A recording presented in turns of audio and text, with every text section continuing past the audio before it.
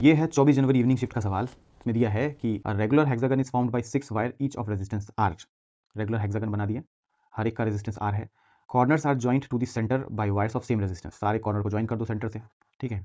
If the current enters at one corner and leaves opposite corner, है ना, then equivalent resistance of hexagon between two opposite corners. तो इस तरीके का circuit अपना बन रहा है, ठीक है।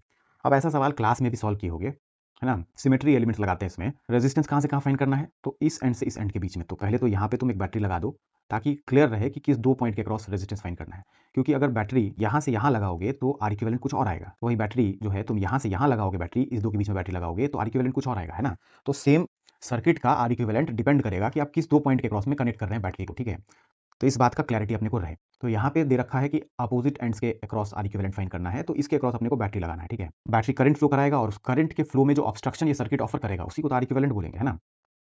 अब यहाँ देखो, करंट यहाँ से जितना एंटर करेगा, जितना यहाँ से करंट एंटर करेगा उतना ही टोटल करंट यहाँ से लीव करना चाहिए, ठीक है। अब यहाँ लगाएंगे पाथ सिमेट्री। क्या मतलब, आइडेंटिकल पाथ में आइडेंटिकल करंट फ्लो करता है। जैसे ये देखो, ये जो पाथ है और ये जो पाथ है बिल्कुल आइडेंटिकल है। यहाँ से दो ब्रांच टूट रहा, यहाँ से भी दो ब्रांच टूट रहा, है ना। यहाँ से आगे जाने के बाद फर्दर जो है जिस तरीके का सर्किट है, यहाँ से भी इधर जाने के बाद फर्दर वैसे ही सर्किट है ना।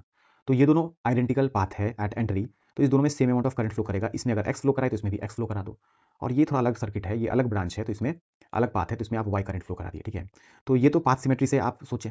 अब दूसरा एक होता है एंट्री एग्जिट सिमेट्री, कि एंट्री और एग्जिट अगर सिमेट्रिक है तो मिरर इमेज ब्रांचेज में या फिर जो है एंट्री एग्जिट पे सिमेट्रिक ब्रांचेज में same amount of current enter कर रहा है, यहाँ पे same amount of current leave करेगा। क्या मतलब, तो देखो यहाँ पे मिरर बनाओ।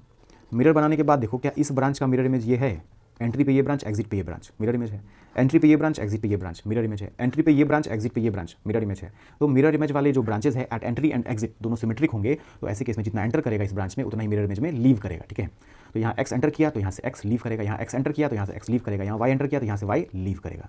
तो देखो भी यहाँ पे total 2x plus Y enter किया तो यहाँ पे x and y 2x plus y leave करेगा, है ना। बात आ रही समझ में, तो ये बात तो कंसिस्टेंट है। अब देखो इस ब्रांच में देखो, वाई अमाउंट ऑफ करंट गया और वाई अमाउंट ऑफ करंट यहाँ कलेक्ट हो गया है, तो ऊपर वाले ब्रांच से कोई भी करंट का एक्सचेंज इस नीचे वाले बीच वाले ब्रांच का नहीं हुआ है, ठीक है। तो तुम यहाँ से इसको लिफ्ट कर सकते हो, क्योंकि कोई भी करंट का फ्लो इस ब्रांच से ऊपर वाले ब्रांच में नहीं हुआ, तो आप लिफ्ट कर सकते हैं। सिमिलरली यहाँ पे भी लिफ्ट कर सकते हो इस तरीके से। तो ऐसे लिफ्ट कर दोगे तो ये सिंपल सीरीज पैरेलल कॉम्बिनेशन का सर्किट बन जाएगा, ठीक है। इसमें देखो ये आर एंड ये 2R पैरेलल में है, 2R into R by 3R इस ब्रांच का इतने दूर का जो है रेजिस्टेंस, और ये आर सीरीज में तो प्लस 2R, तो ये आ रहा 8R/3 इस वाले ब्रांच का, यहाँ से यहाँ तक का। इस वाले ब्रांच का इक्विवेलेंट है 8R/3। सिमिलरली इस वाले ब्रांच का भी इक्विवेलेंट होगा 8R/3 और बीच में 2R है। ये तीनों पैरेलल में है। पैरेलल में आर इक्विवेलेंट देखो 1/R1 देखो 8R/3, 1/R2 ये एंड 1/R3 देखो 8R/3। अब एलसीएम लेके लिखे सॉल्व किए तो ये 10/8R आ रहा, तो आर इक्विवेलेंट 1 अपॉन कर दोगे इसका, तो 8R/10 विच इज़ 4R/5 आ जाएगा, ठीक है।